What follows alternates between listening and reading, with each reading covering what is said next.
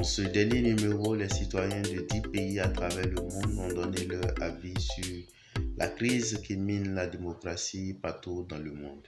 Il faut développer la culture démocratique. Alors, l'un des soucis que les pays ont, que pratiquement tous les pays ont, c'est que la culture démocratique n'est pas suffisamment ancrée dans les réflexes des citoyens. Donc cela veut dire qu'au fond, nous avons un groupuscule qui s'accapare de tout et qui parle de démocratie partout.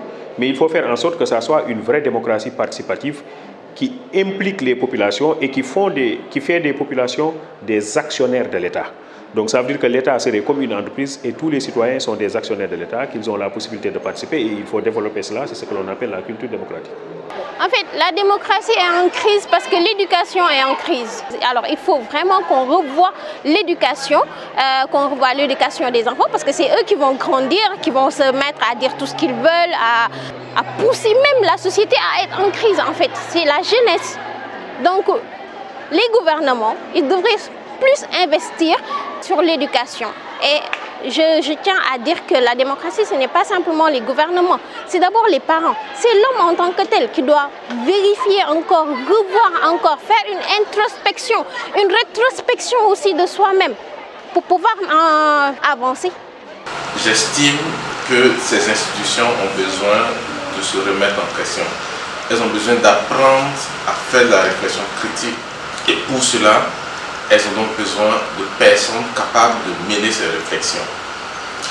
Et peut-être que pour le cas des pays africains, si cette réflexion est menée, peut-être que justement la classe politique se rendra compte qu'il est temps de justement créer un nouveau modèle, d'inventer un modèle de démocratie pour nos pays et pour nos sociétés. They need to be truthful to the people. And they need to be doers of their word, what they said to the people. In the Bible, God told Abraham, he said, leave your father's house and go to a land I will show thee. That was in Genesis chapter 12, 1 to 3. And in verse 24, verse 1 to 3, when you read it, you see that they say, and God bless him in all things. So they need to bring back the trust and keep their word. People will trust them back. Inclusiveness.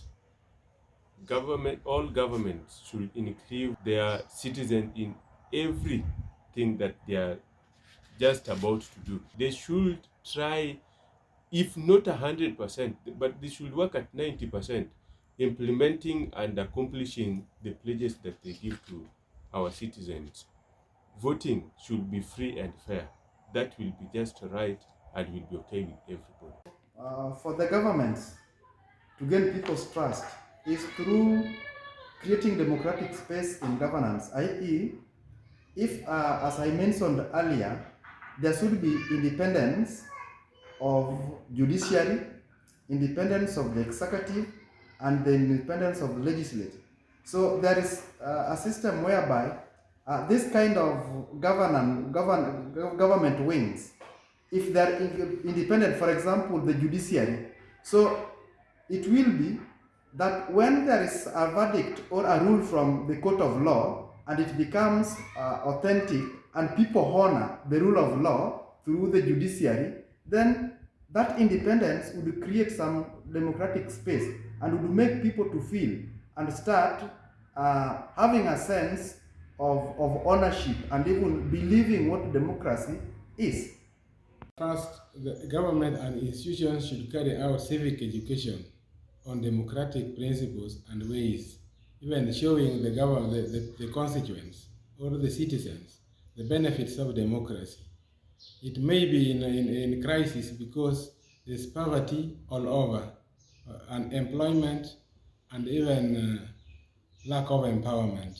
So the institutions should capacity build the citizens to accomplish or be well equipped with the democratic ways and governance. One, don't preach food to people, actually feed them.